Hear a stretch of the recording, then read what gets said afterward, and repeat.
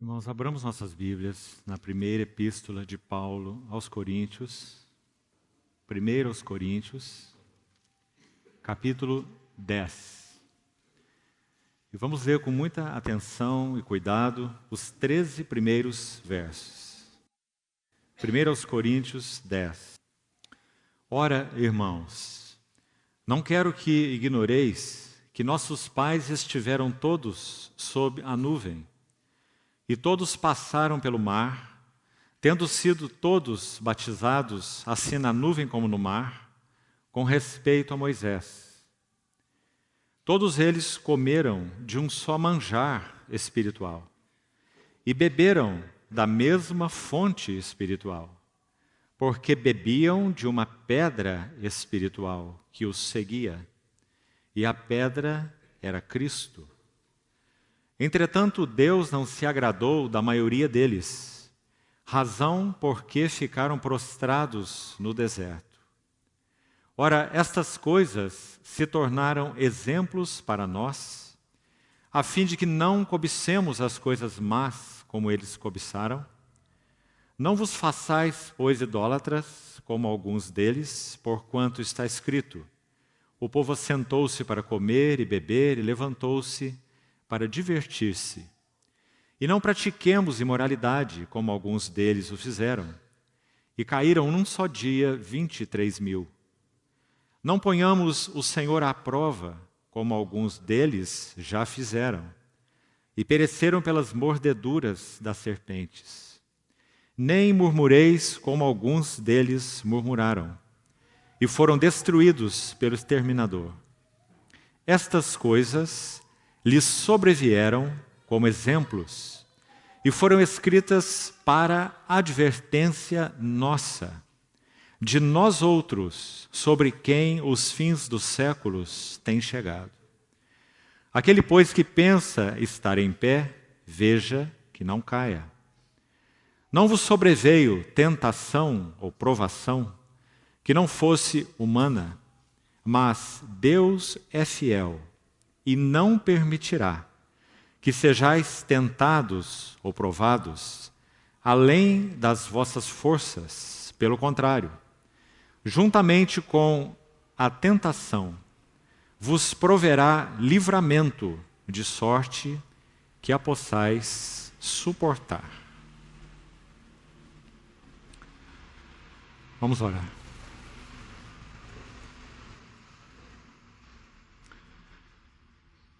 Amado Pai Celestial, quanto consideramos privilégio nos reunirmos debaixo do nome único, vitorioso, precioso do Teu amado Filho, nosso Senhor Jesus. Como Te agradecemos por termos Tua palavra escrita, aberta diante de nós. Como somos gratos porque o Senhor a preservou. Louvamos-Te, Senhor, pelo sangue de mártires, profetas, que conservaram Tua palavra até os nossos dias. Louvamos-Te pelo privilégio que temos. E assim Te suplicamos, rogamos, que não queremos ter apenas uma noite de conhecimento intelectual. Pedimos por Tua misericórdia, que a Tua preciosa e viva palavra penetre fundo os nossos corações, rasgando-nos, porque ela é viva e eficaz, arando essa terra e semeando Tua semente em nosso coração, formando mais do caráter do Teu Filho em nós. Por isso nos confiamos, Senhor, a Ti. Administra esse tempo para nós. Satisfaz os desejos do Teu coração e realiza Tua preciosa obra em nossas vidas. Assim Te pedimos, confiados nas Tuas provisões. Supera nossas fraquezas e deficiências e fala o Senhor mesmo ao nosso coração. Te pedimos em nome do Senhor Jesus. Amém. Queridos irmãos, nós encerramos uma primeira etapa, podemos assim dizer, quando nós compartilhamos, na última reunião, nosso irmão compartilhou, um pouco mais a respeito daquele tema, arrependimento. Então nós daremos, de certa forma, por encerrado esse período que tivemos dentro do assunto que foi tema do retiro no mês de março que tivemos. Os irmãos que aqui estiveram naquele retiro partilharam aquele tema ligado a avivamento espiritual.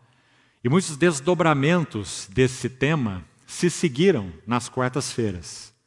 Então, até a quarta-feira passada, nós estávamos nesses desdobramentos, podemos assim dizer.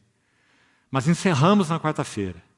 Então, a partir de hoje, iniciando comigo, e outros irmãos também estarão aqui em outras quartas-feiras seguintes, algumas poucas, estaremos desenvolvendo alguns temas específicos e focais, podemos assim dizer, restritos a apenas uma quarta-feira, para que irmãos possam liberar alguns encargos particulares dos seus corações durante essas próximas quartas-feiras, assim como eu estarei fazendo hoje. Depois desse pequeno período que teremos, apenas para que nós tenhamos ciente desse processo, como será, nós iremos retornar ao tema dos 4 evangelhos. Os irmãos percebam que nós já temos estudado, podemos até dizer exaustivamente esse assunto. Falamos sobre as 8 crises do nosso Senhor Jesus, desde a encarnação do Verbo eterno, do Filho de Deus, até a sua ascensão, entronização e ascensão. Então os irmãos acompanharam tudo isso. Nós passamos por essas chamadas 8 crises do Salvador. Depois nós, seguindo esse mesmo tema, estivemos aí nesse tema que já citei durante um período de aproximadamente 10 ou 11 meses. E um período igual, mais ou menos 10 ou 11 meses, nós seguimos estudando a vida do apóstolo Paulo, os irmãos também hão de se lembrar, dentro do mesmo foco, examinando essa questão do serviço, da mordomia ao Senhor. Então falamos sobre essa vida única do Verbo de Deus, o nosso Senhor Jesus, o Verbo encarnado, e falamos, na sequência, sobre um dos seus maiores servos, o apóstolo Paulo. E gastamos um bom tempo com isso. Depois, então, tivemos um período com esse tema ligado ao avivamento, que foi, então, o tema do retiro, né? Foi essa, então, a sequência que temos seguido já há 2 anos. E quando concluímos aquele período de retiro, houve, então, os desdobramentos que já citamos dentro do tema avivamento. Então, agora isso se encerrou. Alguns irmãos estarão aqui liberando encargos específicos, pontuais, podemos dizer assim. E depois nós retornaremos aos 4 evangelhos. Se você, então, você poderia já reiniciar uma leitura ou uma releitura, Mateus, Marcos, Lucas e João, porque nós gastaremos diversas reuniões, também sem um tempo determinado, compartilharemos enquanto o Senhor estiver nos conduzindo assim. Só que nós não iremos focar mais naquelas questões das crises do Salvador, é claro, isso já foi falado há não muito tempo. Nós iremos destacar dentro de Mateus, Marcos, Lucas e João,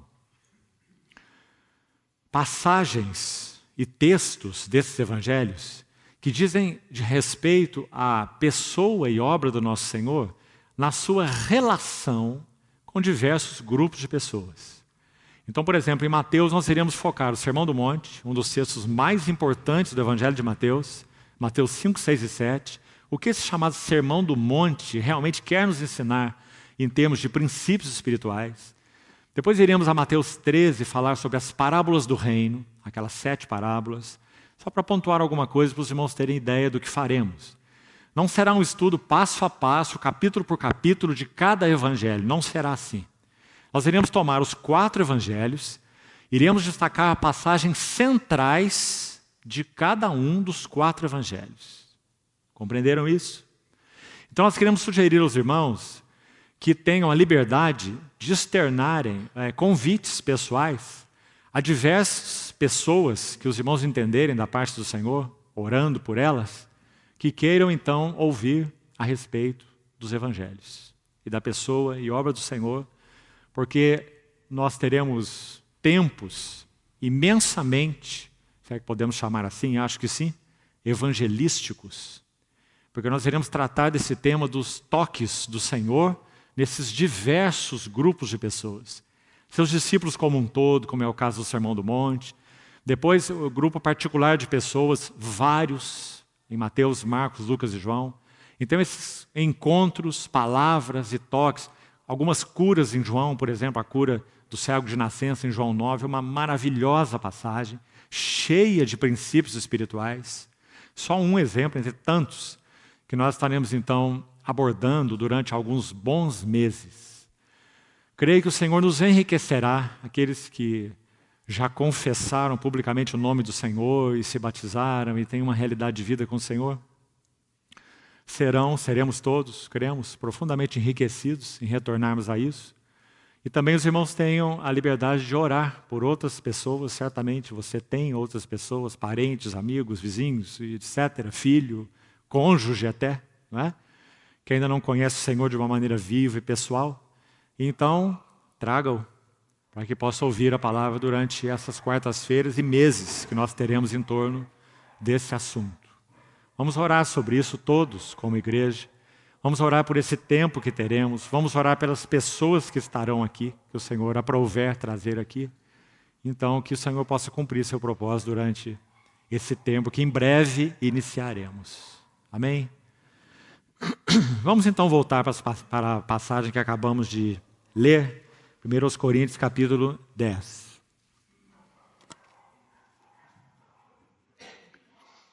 Como eu disse, irmãos, o encargo para essa noite é pontual. O que nós queremos fazer aqui? Observe que, a partir do versículo 6, olhe para a sua Bíblia, por favor. A partir do verso 6 até o verso 10, o apóstolo Paulo cita 5 aspectos, veja aí, um para cada versículo, 5 aspectos que marcaram a jornada do povo de Deus pelo deserto durante aquele tempo de 40 anos. Por que será que o apóstolo Paulo destacou 5 elementos de uma jornada tão longa de 40 anos? Veja bem, nós temos um resumo de uma jornada de 40 anos em 5 versículos. Você não acha isso realmente impressionante? Só o Espírito Santo poderia fazer uma coisa dessa, através da boca de Paulo. Resumir uma jornada de 40 anos em 5 elementos, preste atenção, que seriam aqueles, então, que mais expuseram, trouxeram, digamos assim, as entranhas para fora do povo de Deus, o povo da aliança de Deus, no deserto. Agora, isso aconteceu, irmãos, na história, há mais ou menos 3.500 anos atrás. Então nós já teríamos uma pergunta aqui, primeiro. O que será que isso nos interessa? Uma história literal, passada num ambiente geográfico específico, que ocorreu com um povo que não tem nada a ver conosco, povo judeu, né? Liberto pelas mãos do Senhor do Egito, de uma escravidão de onde eles nunca sairiam, conduzidos pelo Senhor no deserto, o Senhor Deus tratando com o coração deles no deserto. E agora Paulo toma essa narrativa 1.500 anos depois dela acontecer. Entre Moisés e Paulo nós temos 1.500 anos, entre Paulo e nós temos 2.000 anos, certo? Então nós temos 3.500 anos entre nós e Moisés. Paulo toma 1.500 anos depois de Moisés, ele toma essa narrativa, veja o que está acontecendo aqui. Ele a descreve em 1 Coríntios 10, em 5 versículos, porque ele está sendo conduzido pelo Espírito Santo para trazer as mais sérias lições à igreja do Senhor. Está compreendendo, irmão? Ele está dizendo, ele vai falar de coisas, nós vamos examinar uma a uma hoje. Não iremos seguir na próxima quarta-feira. O Senhor nos conceda graça para isso. Nós teremos que começar e terminar hoje. É o que buscaremos fazer. Um outro irmão já irá compartilhar na próxima quarta-feira. Então, nesses 5 versículos, o apóstolo Paulo, pelo Espírito Santo, irá trazer para fora, digamos assim, as entranhas do coração desse povo e nosso. Então agora nós vamos entender por que ele retoma essa história e narra em 5 versículos. ele resume assim, antes de examinarmos uma por uma, depois ele descrevê-las nos versos 6 a 10, então nós temos 5 versículos, tá certo? 6 a 10, incluindo o 6, incluindo o 10, nós temos 5 versículos, que nós vamos estudá-los. Quando ele conclui essa exposição, preste atenção no verso 11, que nós vamos reler. Então, olhe com cuidado para a sua Bíblia. Estas coisas são as que foram narradas nos 5 versos acima, lhes sobrevieram, então aquele povo, a geração do deserto, de 3.500 anos atrás, como exemplos, e foram escritas, aqui está a chave, para advertência nossa. Então aí nós temos já claríssima explicação do porquê. É uma advertência nossa. E ele repete então, de nós outros, sobre quem os fins dos tempos ou dos séculos têm chegado. Alguns de nós têm alguma dúvida que nós estamos vivendo os fins dos séculos? Se Paulo não tinha com relação ao seu tempo, imagine se ele estivesse vivo hoje, vendo as coisas que nós estamos vendo. De nós, sobre quem os fins dos séculos têm chegado. Então ele continua advertindo assim, aquele pois, veja, aquele pois, que pensa estar em pé, na sua jornada com o Senhor, é claro, né? Porque os 5 versículos que vamos estudar falam da jornada do povo com o Senhor. Então aquele que pensa que está em pé na sua relação com o Senhor, na sua jornada com o Senhor, na sua vida com o Senhor, veja que não caia.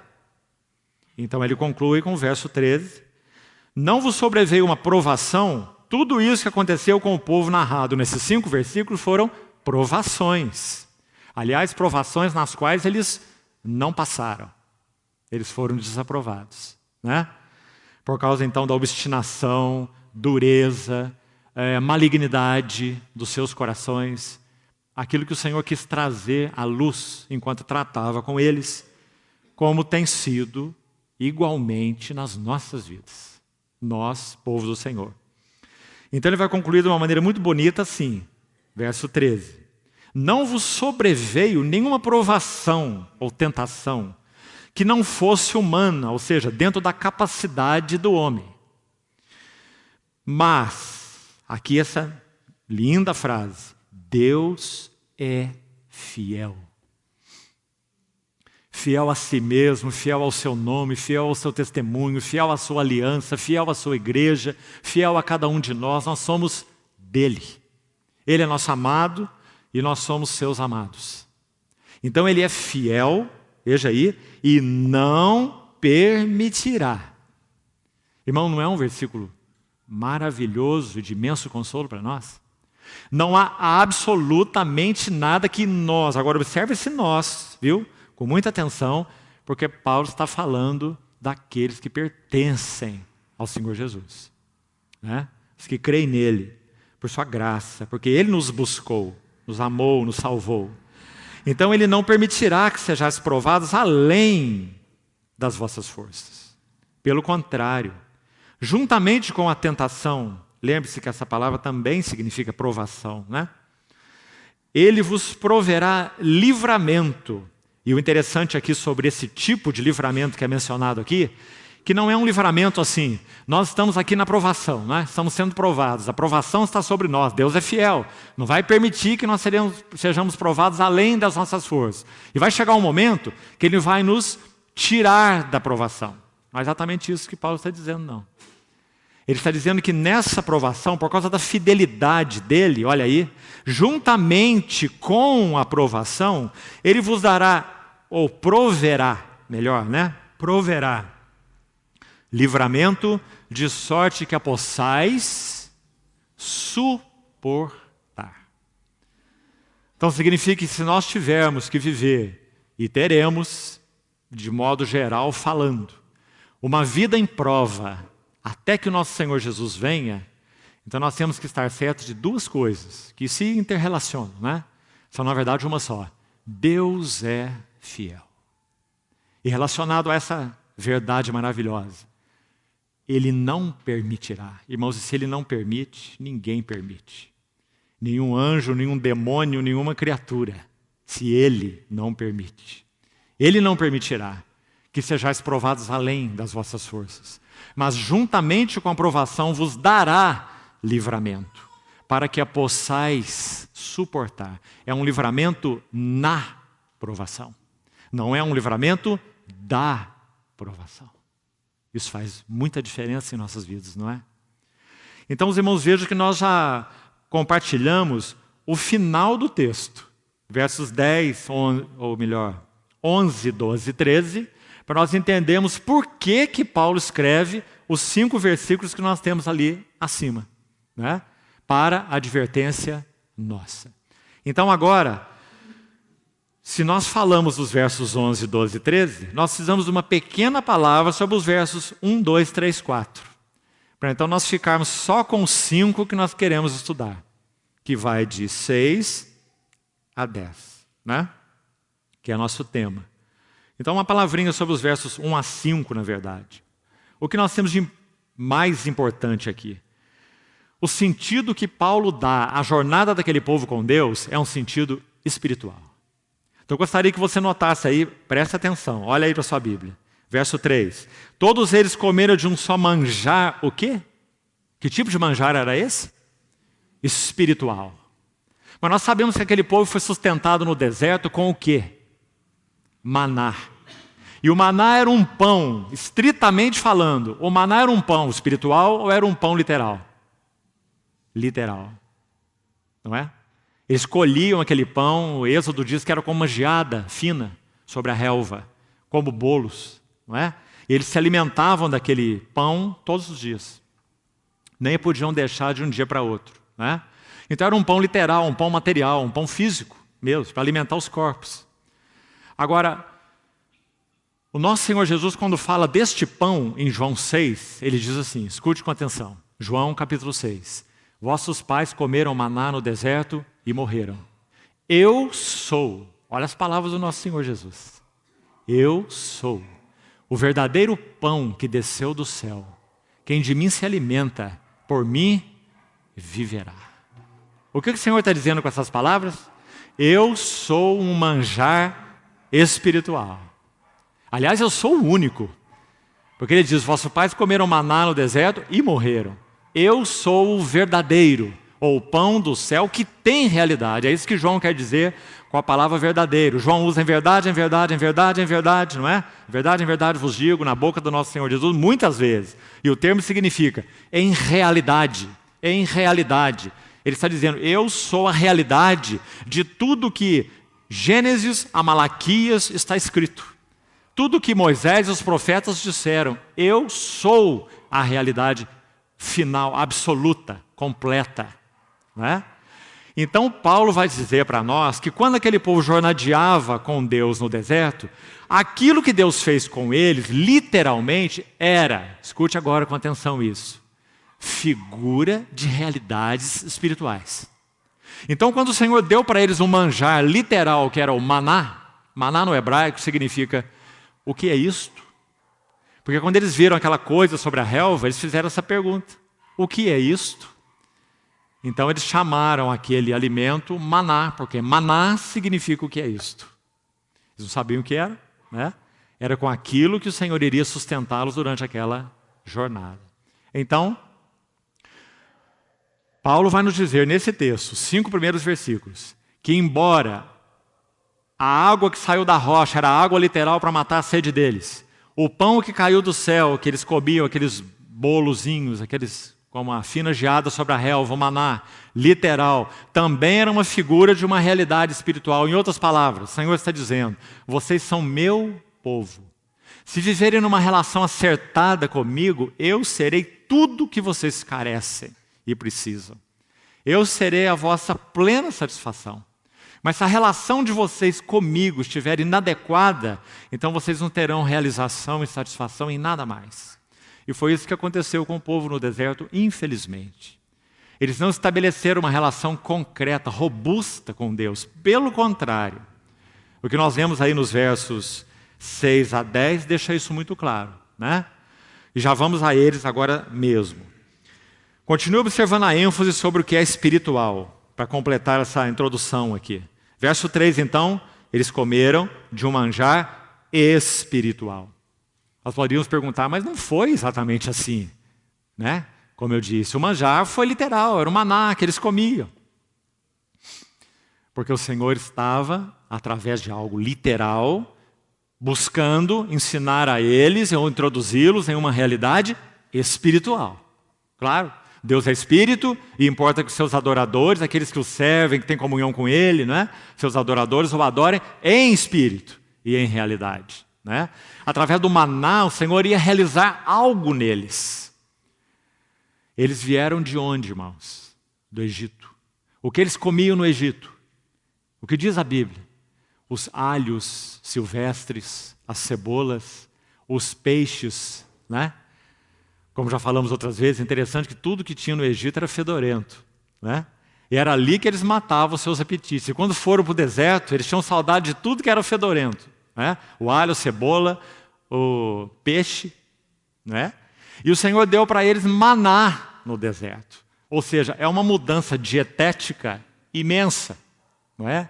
Agora, será que o Senhor está interessado em mudança de dieta do povo em si mesmo e por si mesmo? O que isso acrescentaria ao povo ou tiraria dele? Nada.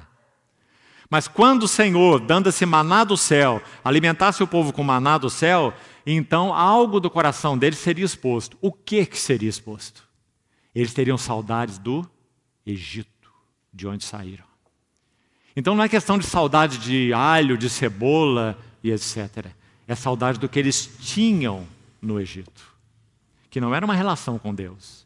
Era uma vida de escravidão. Estavam alheios a Deus. Não é? Então o Senhor está fazendo um trato literal com eles para expor algo espiritual dos seus corações. Muito claro. É claro. O Senhor não teria uma outra ideia com eles, não é? Uma outra iniciativa. Então o verso 4 continua. Beberam da mesma fonte espiritual. Está vendo? Que fonte espiritual que é essa? Eles beberam a água quando Moisés feriu a rocha e eles se dessedentaram. E a rocha era uma rocha literal. Por que ele está dizendo que eles beberam de uma fonte espiritual? E mais, está dizendo que bebiam, veja aí, por que bebiam de uma pedra espiritual? Pedra espiritual? A pedra era totalmente literal. Mas então nós já explicamos o motivo de tudo isso. O Senhor estava deixando claro para o povo de que eles estava falando com o povo de realidades espirituais. Que eles só poderiam matar a verdadeira sede do coração deles, não era da água ferida da rocha por Moisés, mas era numa relação acertada com Deus, porque Ele é a fonte espiritual. Compreende, irmão? Por isso temos 3 vezes aí a palavra espiritual. Manjar espiritual, pedra espiritual e a rocha espiritual. Né? Rocha espiritual e fonte espiritual. 3 vezes. Então, o verso 5 conclui. Entretanto, Deus não se agradou da maioria deles, por isso, razão porque ficaram prostrados no deserto. Agora, com a ajuda do Senhor, por sua misericórdia, peçamos a Ele que fale profundamente ao nosso coração sobre os 5 itens que nós vamos ler aqui agora. E os nossos corações serão igualmente expostos na presença do Senhor. E é isso que o Senhor deseja. Porque nós estamos diante da fonte espiritual. Nós estamos diante da rocha espiritual. Nós estamos diante do manjar espiritual. E seus adoradores só podem adorá-lo em espírito e em realidade. Para que seja em espírito e para que seja em realidade, então as mazelas, as ervas daninhas, as aranhas e escorpiões do nosso coração precisam ser expostos na presença do Senhor, para que nós possamos ter uma relação espiritual com o nosso Senhor. Então, quais são esses elementos? Vamos lá então a eles e vamos buscar onde eles ocorrem no Velho Testamento para que sejamos ajudados e ensinados. O primeiro, verso 6. Ora, estas coisas se tornaram exemplos para nós, repete o que ele já disse lá, né, no verso 11, para nós, A fim de que, então vem aí a primeira lição, a primeira exposição do coração daquele povo. Não cobicemos as coisas más como eles cobiçaram. Agora, se nós ficarmos só aqui com esse versículo, já passarmos para o seguinte, e nem vos façais, pois, idólatras, nós não saberemos exatamente nem do que Paulo está falando, né? Cobiçaram coisas más. Quando? Qual foi essa coisa?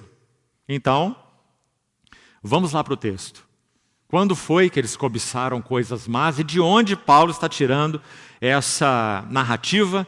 Como exemplo, veja, para nós, verso 6, exemplos para nós, para que essa cobiça seja também tratada, resolvida no nosso coração, para que a nossa relação e, escute bem aqui, irmão, nossa jornada, e não só jornada pessoal, porque a jornada aqui é sobretudo coletiva, é um povo no deserto, tá certo?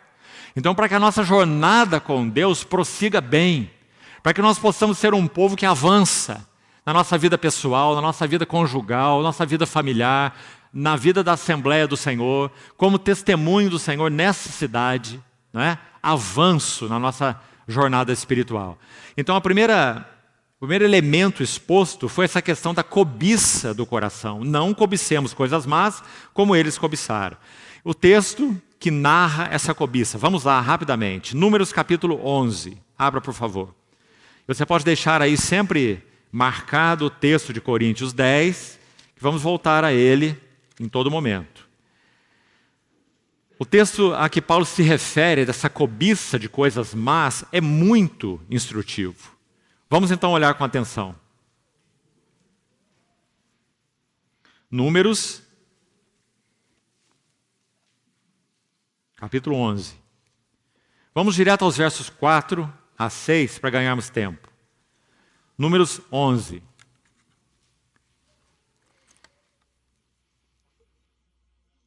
Escute bem.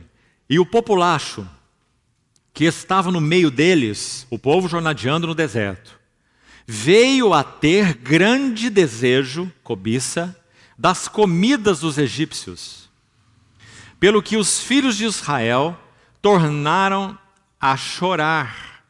E também disseram, quem nos dará carne a comer? Irmãos, o Senhor está identificando o estilo de vida que o povo dele tinha no Egito, antes de ser liberto pelas mãos de Moisés e pela intervenção do Senhor através de Moisés, claro, né? Ele está identificando o estilo de vida do povo no Egito com esse comer carne. Ou seja, uma satisfação de apetites naturais, terrenos. Comida do Egito. Verso 5. Então ele cita aquilo que já falamos agora há pouco. Lembramo-nos dos peixes que no Egito comíamos de graça, dos pepinos, dos melões, dos alhos silvestres, das cebolas e dos alhos. Outro tipo de alho aqui, né? Você está vendo as coisas mal cheirosas aí? Agora, porém, seca-se a nossa alma e nenhuma coisa vemos senão este maná. Este maná, que era a provisão do Senhor para eles. Para que eles pudessem aprender o quê? Não só de pão viverá o homem, mas de toda palavra que procede da boca do Senhor. Por esse motivo o Senhor deu maná a esse povo. Então, vamos seguir um pouquinho mais para ver o que esse texto tem mais para nos dizer. Olha o verso 13. Parece impressionante essa narrativa. Se não tivesse escrito na palavra de Deus, nós não íamos nem acreditar. Olha a atitude desse povo. Moisés diz assim, onde teria eu carne para dar a todo este povo? Pois choram diante de mim. Você pode imaginar isso? Esse povo tinha mais ou menos 600 mil homens, e se contar então mulheres e crianças, era em torno de 2.500.000 pessoas caminhando pelo deserto. Você pode imaginar esse povo chorando, porque estão com saudade das comidas dos egípcios? Quase não dá para acreditar, não é? Eu sozinho não posso levar a todo esse povo, pois me é pesado demais, verso 14. Se assim me tratas, mata-me de uma vez, eu te peço. Moisés ficou completamente exasperado com esse povo chorão, pelas comidas dos egípcios, né? e não me deixes ver a minha miséria. Termina assim o versículo 15. Olha o verso 18. Dize ao povo, o Senhor falando a Moisés, dize ao povo: santificai-vos para amanhã e comereis carne, porquanto chorastes aos ouvidos do Senhor, dizendo: quem nos dará carne a comer? Olha essa frase horrível. Íamos bem no Egito. Se você gosta de grifar a sua Bíblia, irmão, seria muito bom que você grifasse essa frase aí. Porque ela é escandalosa, você não acha? O que estava acontecendo com aquele povo enquanto eles estavam no Egito? Você lembra de Êxodo 3? Eles estavam sendo surrados pelos chicotes daqueles exatores. Eles eram escravos no Egito. Quando Moisés começou a falar em nome do Senhor, que ele estava ali como enviado do Senhor para libertar aquele povo, a aflição, aliás, Egito no hebraico significa aflição. Egito, aflição. Quando eles estavam na terra da aflição, e Moisés foi enviado pelo Senhor para tirá-los, a carga de trabalho aumentou, não diminuiu. A ira, ou a oposição de Faraó a essa libertação que Moisés proveria, ela se intensificou, ou seja, eles sofreram mais ainda. Como eles podem dizer agora no deserto, sendo conduzidos com aquela nuvem durante o dia, os cobrindo, veja bem, com a coluna de fogo à noite, não é? Sendo guardados pelo Senhor, libertos pelo sangue do Cordeiro, comeram a carne do Cordeiro Pascal, saíram libertos, caminhando até o Sinai, recebendo a palavra do Senhor, não é? Receberiam a palavra do Senhor. Como eles podem dizer essa frase? Íamos bem no Egito. Bem em que sentido? Em nenhum sentido, a não ser no sentido da satisfação dos seus apetites terrenos. E mais nada. Na sequência, então, esse verso 18. Pelo que o Senhor vos dará carne e comereis. Aí podemos pensar, o Senhor está satisfazendo os caprichos do povo, não é? Como Deus pode fazer isso? O povo chorão não se alimentou do maná, não entendeu nada do porquê o Senhor deu o maná para eles, que o Senhor queria trocar a dieta deles, mostrar-se como sendo o verdadeiro pão do céu, né? Então eles fazem aí uma birra diante do Senhor e o Senhor vai satisfazer a birra deles. Nós não fazemos assim com os nossos filhos, né? Mas será que Deus é um pai pior do que nós? Então veja o que está escrito no texto. Verso 19.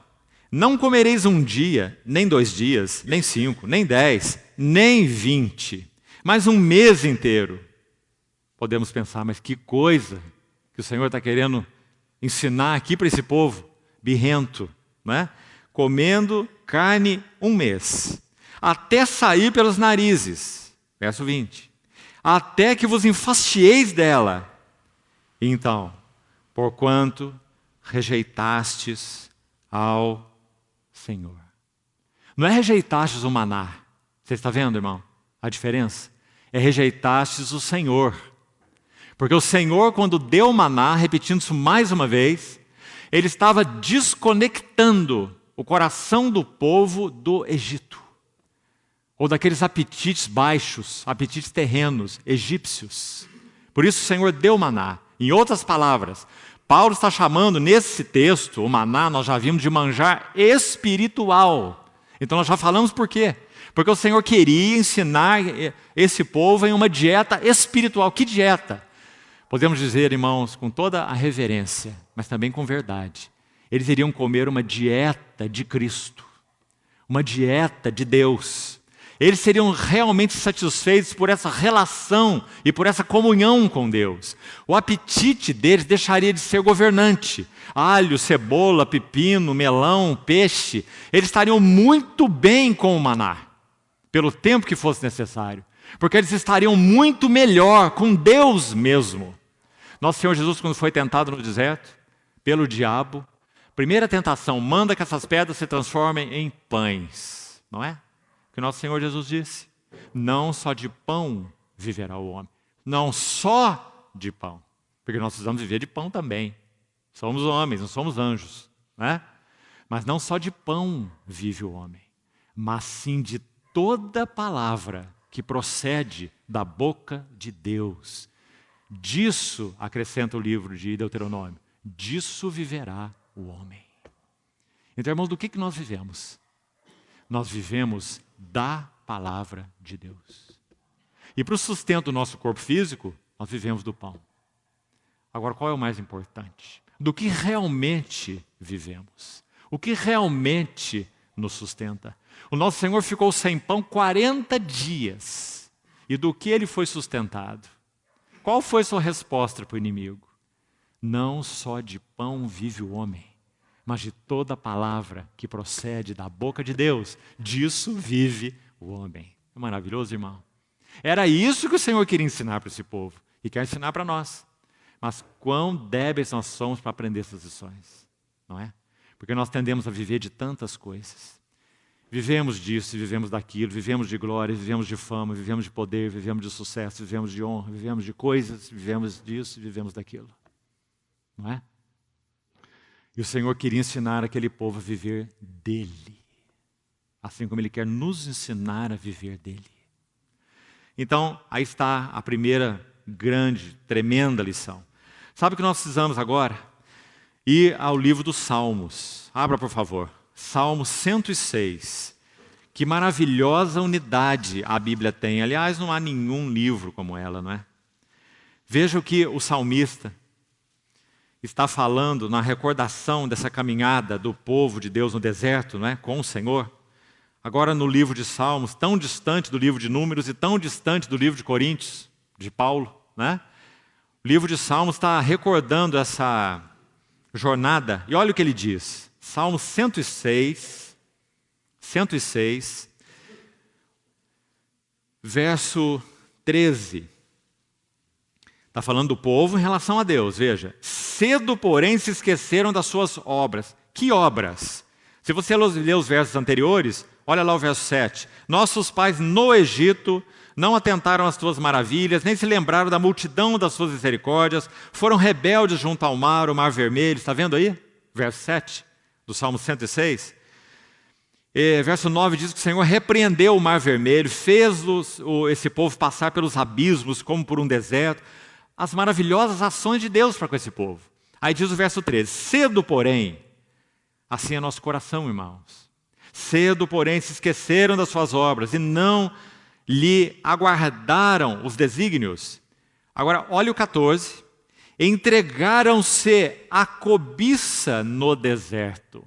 Exatamente aí o primeiro versículo que estamos examinando lá de Coríntios 10:6. Não cobicemos coisas más como eles cobiçaram. Se referindo a, segundo Números 11, a quê? O que é cobiçar coisas más? Desejar as comidas dos egípcios.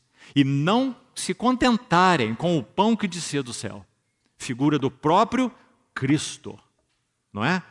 Então, eles se entregaram à cobiça no deserto, continue aí, e tentaram a Deus na solidão. Por que eles tentaram a Deus? Porque eles pediram carne, não é? E então, verso 15, veja, um princípio aqui, irmãos, muito solene para todos nós. Concedeu-lhes o que pediram. Não foi isso que lemos lá? O Senhor falou, olha, não só um dia, nem 2, nem 5, nem 10, nem 20, mas um mês inteiro. Comam carne à vontade, até sair pelos narizes, né? Como está escrito lá. Concedeu o que queriam, mas fez definhar-lhes a alma. Os irmãos estão entendendo agora bem essa questão do espiritual, que Paulo repete lá em Coríntios 11? Estão vendo? Não era questão do maná para satisfazer a barriga deles. Era o que o Senhor queria fazer com eles dando maná. Manjar espiritual. Compreendeu, irmão? Então, muito cuidado temos que ter com aquilo que nós pedimos ao Senhor. Porque Ele pode nos conceder, mas fazer definhar-nos a alma. Tiago diz assim, nada tendes porque não pedis ao Senhor. E pedis e não recebeis, porque pedis mal, para esbanjardes nos vossos próprios prazeres ou deleites. Aliás, é nesse contexto, anote apenas aí, não vamos ler, precisamos ganhar tempo, é Tiago 4, os primeiros versículos, importante você ler aí depois. ele vai usar exatamente a palavra cobiça. Essa aí, da primeira provação do povo, ele vai dizer assim: cobiçais e nada tendes. Está vendo? Cobiçais e nada tendes. Matais, invejais, viveis a fazer guerras e nada possuís. Não é? Pedis e não recebeis, porque pedis mal, para esbanjardes nos vossos próprios prazeres. Então está muito clara essa primeira lição, não é? Mais um salmo para nos ensinar, então, aprendermos o que o Senhor quer nos ensinar com essa primeira lição, para seguirmos para a segunda rapidamente. Olha o salmo agora 78, por favor. Salmo 78. Veja o verso 5. 78, 5. Ele estabeleceu um testemunho em Jacó, e instituiu uma lei em Israel, e ordenou a nossos pais que os transmitissem a seus filhos, a fim de que a nova geração os conhecesse, filhos que ainda hão de nascer, se levantassem, por sua vez se referissem aos seus descendentes, para que pusessem, presta atenção, para que pusessem em Deus a sua confiança e não se esquecessem dos feitos de Deus. Foi exatamente isso que o povo fez, que não devia fazer, mas lhe observassem os mandamentos e que não fossem, como seus pais, uma geração obstinada, está vendo aí? Queremos a carne dos egípcios, né? Uma geração obstinada e rebelde, uma geração de coração inconstante. Esse termo, na língua original, faz alusão, traz a ideia seguinte: uma geração que não soube reger o seu coração. Ah, irmão, que lição para nós. Uma geração que não soube reger o seu coração. Ou seja, dando lugar, dando satisfação a todos os seus apetites. Essa foi a geração do deserto. Irmão, será que isso fala alguma coisa a nós? Será que nós, que pela graça do nosso Senhor Jesus já o conhecemos, será que a nossa jornada com Ele tem sido impedida por causa dessas cobiças, como diz aí? Será? Só o Senhor pode nos dizer. Senhor, há cobiças no meu coração e desejos que são maiores do que meu desejo por Ti? Senhor, há desejo de comida de egípcios no meu coração? Senhor, meu coração se satisfaz com o manjar espiritual? São perguntas que nós temos que fazer, amados irmãos. Porque essas coisas foram escritas para advertência nossa. Não se esqueça. Não é? Então está aí a cobiça número 1. Então ele diz uma geração de coração inconstante. Aliás, Tiago também fala sobre esse coração inconstante. O Tiago que eu já citei no capítulo 4, falando sobre a cobiça, né? Vai falar no capítulo 3, no capítulo 1 já, sobre o homem de ânimo dobre, que é inconstante em todos os seus caminhos, né? E essa foi essa geração, um coração inconstante e cujo espírito não foi fiel a Deus, está vendo? Não era uma questão exatamente ou propriamente, estritamente de maná para cá e comida de egípcio para lá, era muito maior do que isso. Era a relação espiritual deles com Deus. Que isso fique muito claro para nós, queridos irmãos. Então, vamos seguir para o número 2. Temos pouco tempo. Vamos voltar para Coríntios 10. Qual é o segundo elemento que expôs o coração daquele povo e que expõe o nosso coração? Verso 7. Então, Coríntios 10, 7. Não vos façais, pois, idólatras, como alguns deles, porquanto está escrito. E agora nós temos o texto de onde Paulo se baseou para nos ajudar com essa questão de idolatria. O que ele quer dizer com não vos tornemos idólatras, não nos tornemos idólatras? O povo assentou-se para comer e beber e levantou-se para divertir-se. Aí você lê aqui e diz assim, mas o que tem a sentar para comer e para beber e levantar para se divertir? Todos nós fazemos isso, não é? E não tem nada de errado em nenhuma dessas coisas, nem comer, nem beber e nem divertir-se. Mas se você então ler ou consultar de onde Paulo está extraindo esse texto, e aqui nós vamos só citar, você fazer seu estudo pessoal, precisamos ganhar tempo para poder concluir, é Números 32. Ou melhor, perdão, é Êxodo 32. Né? Sabe o que acontece em Êxodo 32? Nós precisamos ler ali apenas 3 versículos. Vamos fazer isso. Êxodo 32. E você vai precisar ler outros para você compreender bem as lições magníficas que nós temos aqui. Nós vamos ver só esses três. Êxodo 32. O povo levanta um bezerro de ouro no deserto. Tão conhecida essa passagem de todos nós, né? Mas qual é a lição aqui que Paulo quer extrair quando escreve para os coríntios e para nós, para a advertência nossa? É dito assim, Êxodo 32, 4. Este, recebendo-as das suas mãos, Arão recebeu as argolas de ouro das mãos dessas mulheres, né? Está aí nos versos anteriores, não vamos ler. Recebeu-as das suas mãos, trabalhou o ouro com buril, fez dele um bezerro fundido. Então disseram, então veja aqui, não foi Arão que disse, foi o povo que disse. Aqueles que incitaram Arão, e Arão acabou sendo fraco, como era mesmo, não é? Cedendo a esse povo e ao desejo desse povo e fazendo esse bezerro de ouro. E eles disseram assim, aí está a frase importante. São estes, ó Israel, os teus deuses que te tiraram da terra do Egito. Ora, irmão, isso é uma coisa horrorosa. Não houve nenhum deuses que tirou esse povo da terra do Egito. Foi Yahvé, o único Deus vivo e verdadeiro, que estendeu, como Moisés diz, né, o seu braço estendido e a sua mão forte, e colocou essa mão lá no Egito e tirou aquele povo de dentro do Egito. Yahvé, eu sou o que eu sou. Foi ele. E agora o povo no deserto levanta um bezerrão de ouro, não é?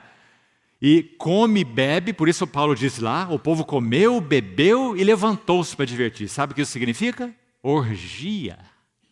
Orgia, não é só comer, beber, divertir-se, não. Eles cultuaram um ídolo e se prostituíram diante dele. Orgia, diante do bezerro de ouro.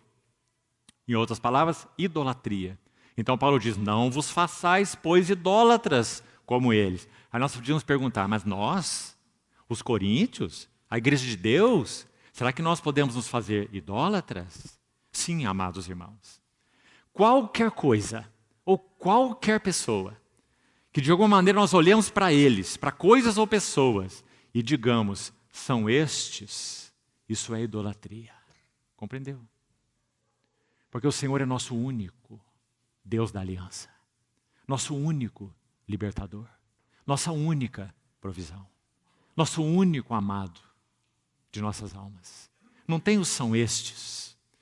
Então, diz assim o verso 5.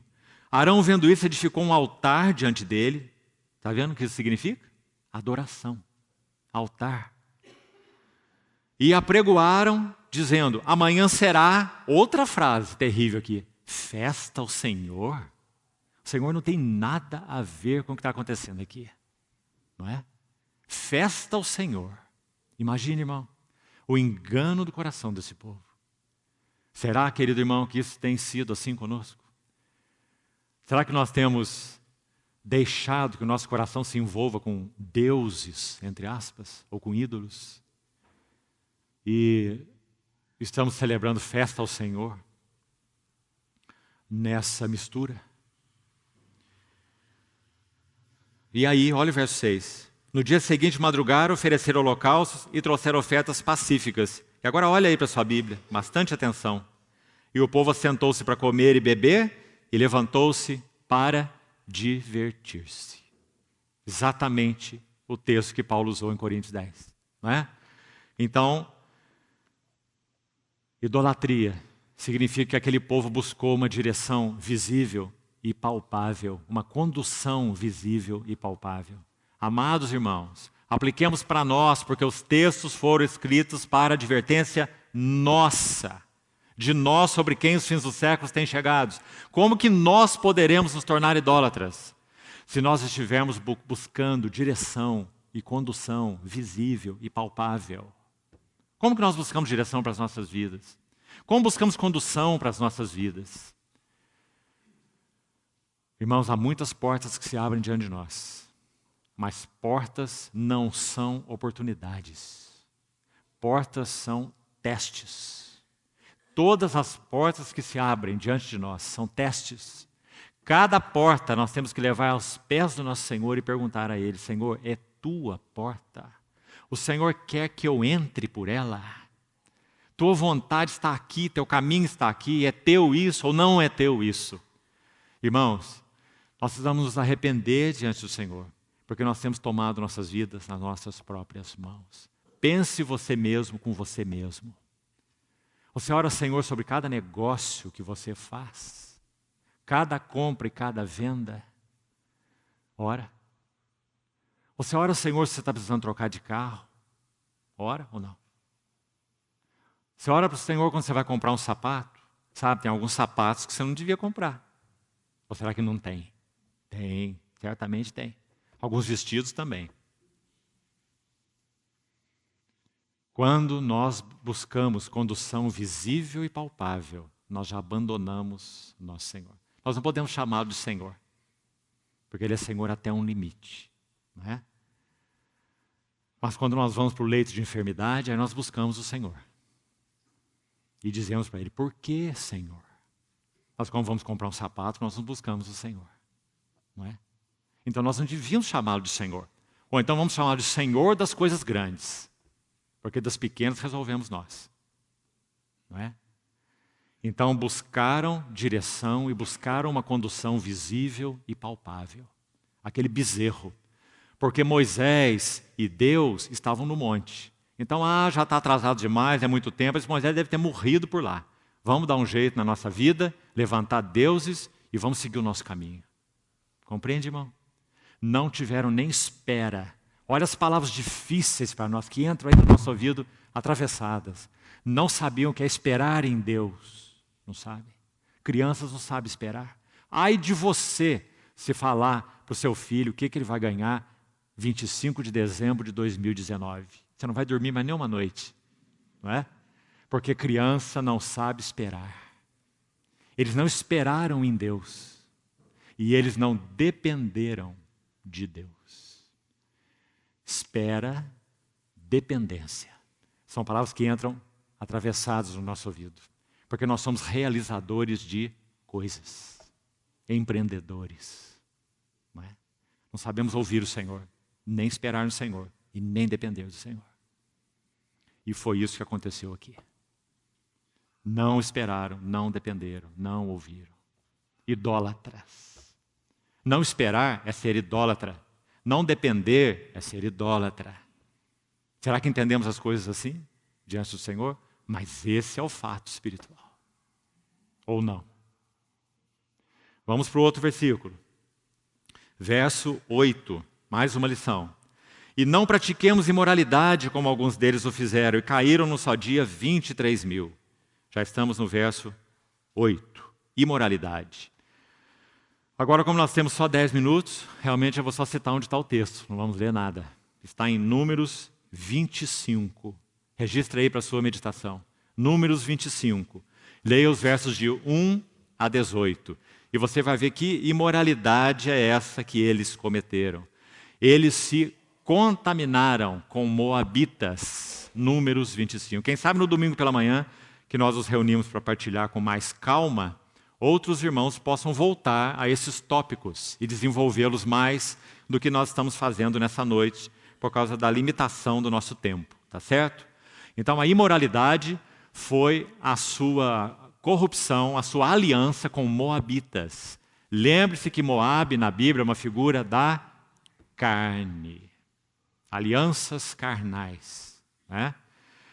Recursos carnais. Então está aí, imoralidade. Eu não estou bem certo se é aqui com os irmãos, porque em tantos lugares, outros, né, compartilhamos a palavra. Então não estou muito certo se aqui com os irmãos eu li o pequeno texto que está aqui diante de mim.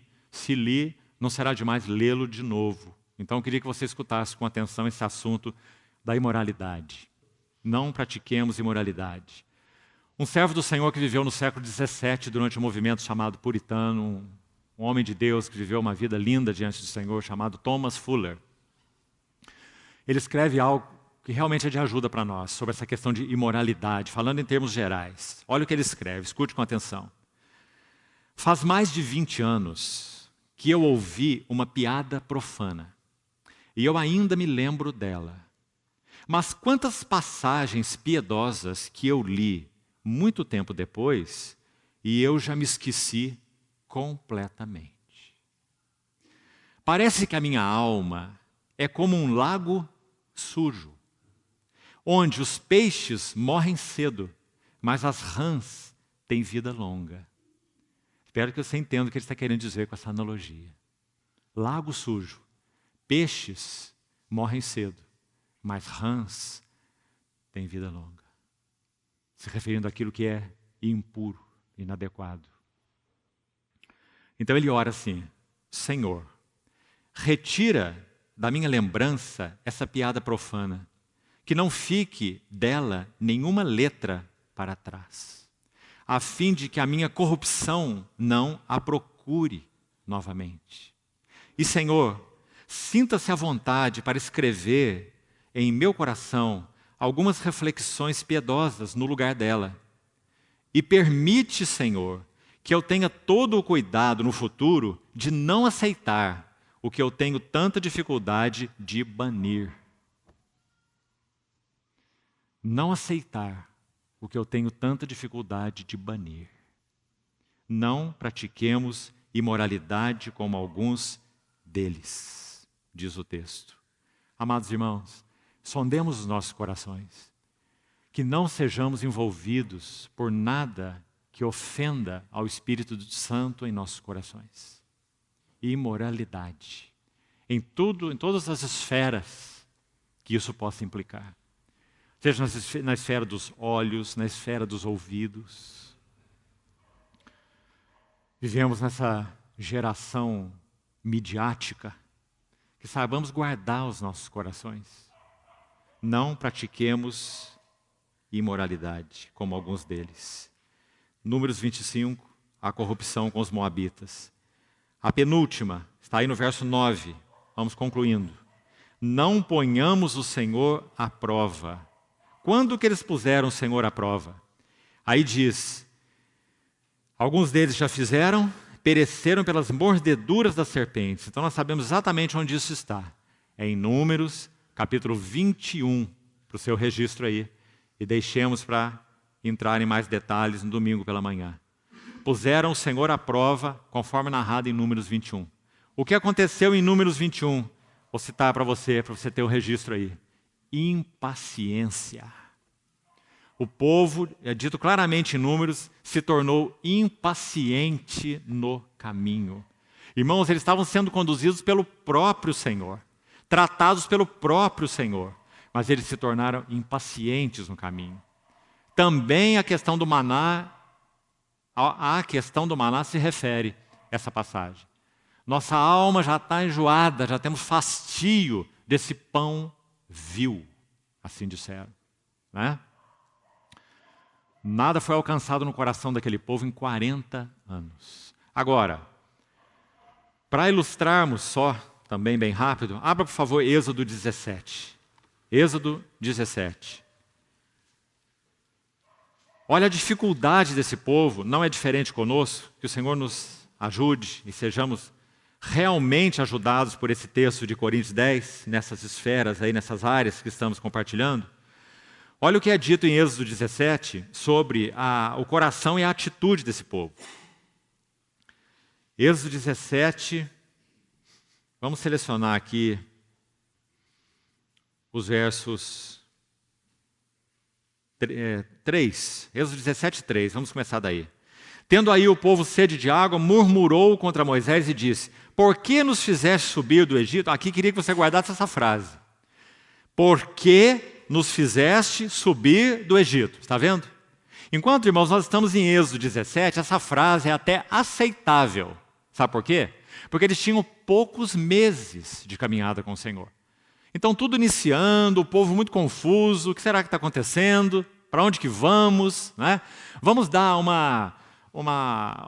aval para esse povo aí, vamos dar uma escusa para esse povo aí, desse iniciozinho. Eles estão só começando, são bebezinhos ainda. Né? Então eles fazem a pergunta: por que nos fizeste subir do Egito?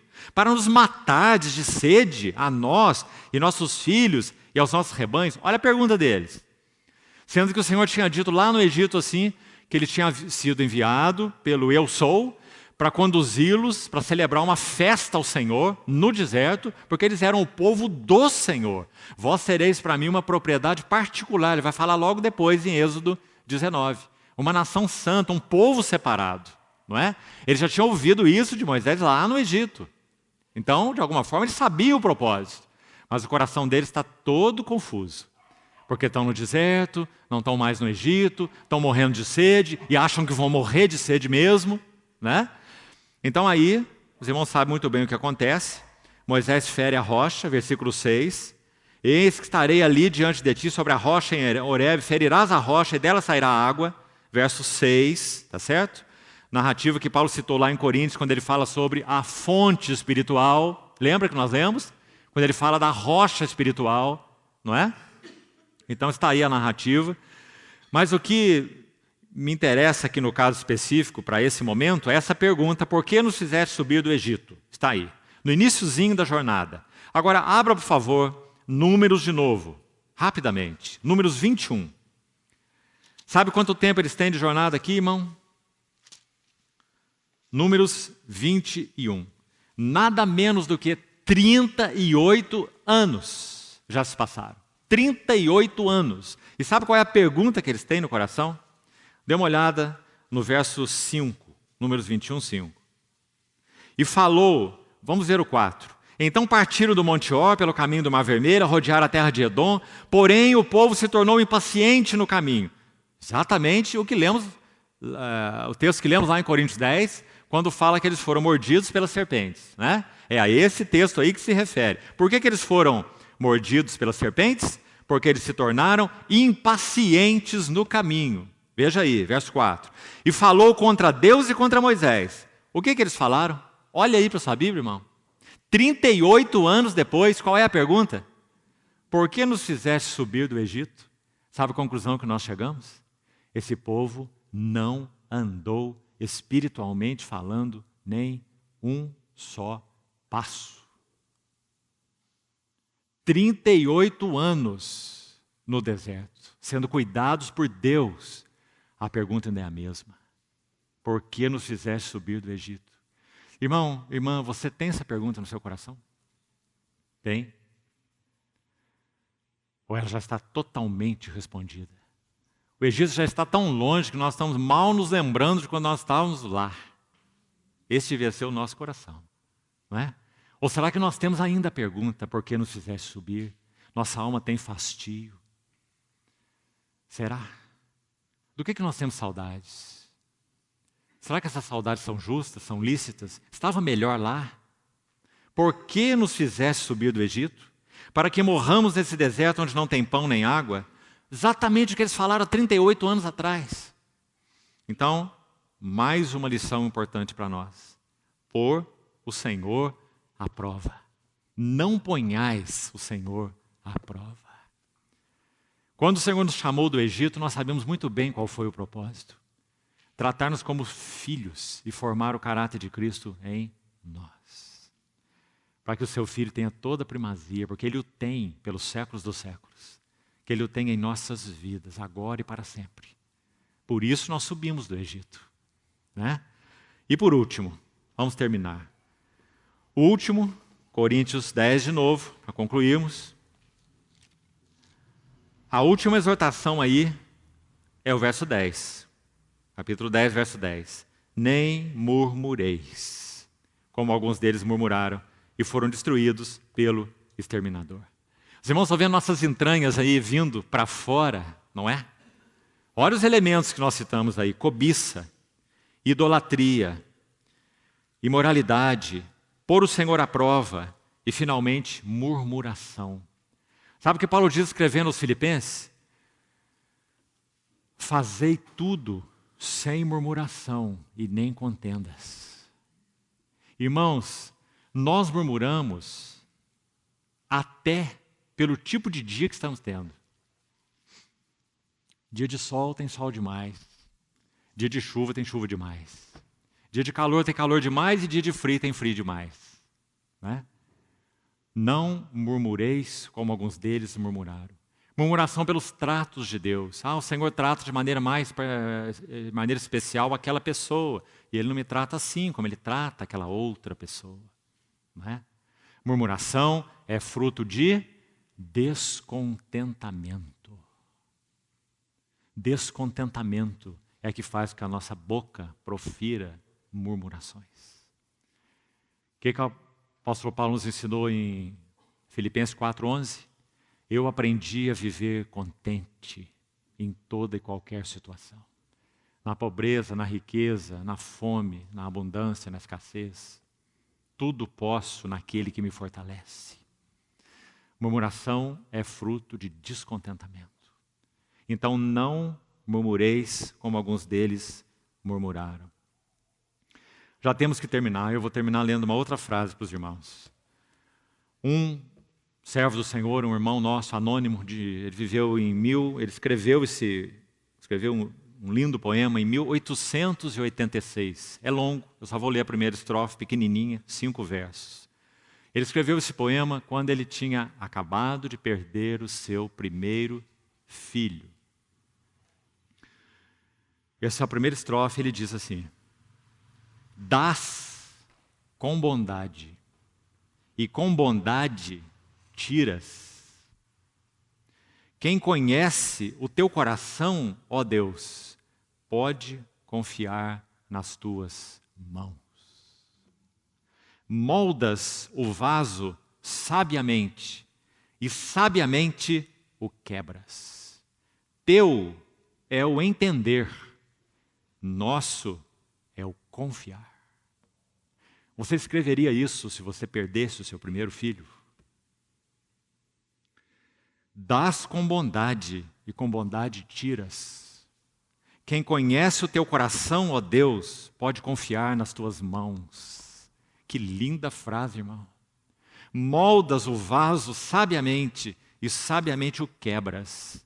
Então ele conclui assim: teu é o entender. Não compete a nós, não. Nossa mente é desse tamanho para entender essas coisas. Teu é o entender, nosso é o confiar. Que maravilha, amados irmãos. Não murmureis, como alguns deles murmuraram. Que o Senhor fale ao nosso coração. E que o Senhor encontre lugar para tratar cada um desses elementos. Sabe, irmãos, eles não são apenas indesejáveis para Deus, não é verdade? Eles não têm nada a ver com o nosso Senhor, nenhum deles, não é? Cobiça, imoralidade, murmuração, descontentamento, tudo que lemos aí, não é? Mas eles não são apenas indesejáveis para eles, não. Para Ele, não. Eles são muito indesejáveis para nós. Porque cada um deles é uma miséria nos nossos corações. Então não é maravilhoso nosso Senhor? Ele coloca assim nossas entranhas para fora, para fazer o quê? Para nos expor, nos humilhar, nos envergonhar. É para isso? Não. Quando o sacrifício era oferecido no Velho Testamento, o couro era tirado, o animal era aberto ao meio, as suas vísceras eram tiradas, você lembra? E eram lavadas com água. Não é lindo? Efésios 5 diz que o Senhor purifica a sua igreja com a lavagem de água pela palavra. Que privilégio nós temos, irmão. Ele põe nossas vísceras para fora, nosso coração, para nos lavar com a sua palavra. Porque não só de pão vive o homem, mas de toda palavra que procede da boca do Senhor. Então Ele lava, purifica, santifica, adorna, é assim que Ele faz. Mas quando não vem para fora, não é purificado, porque não é exposto. Então esse texto nos ajuda tanto. Que o Senhor siga falando ao nosso coração, não apenas hoje, mas também no período que teremos pelo domingo, voltando a isso, que o Senhor possa nos alimentar mais nesse assunto.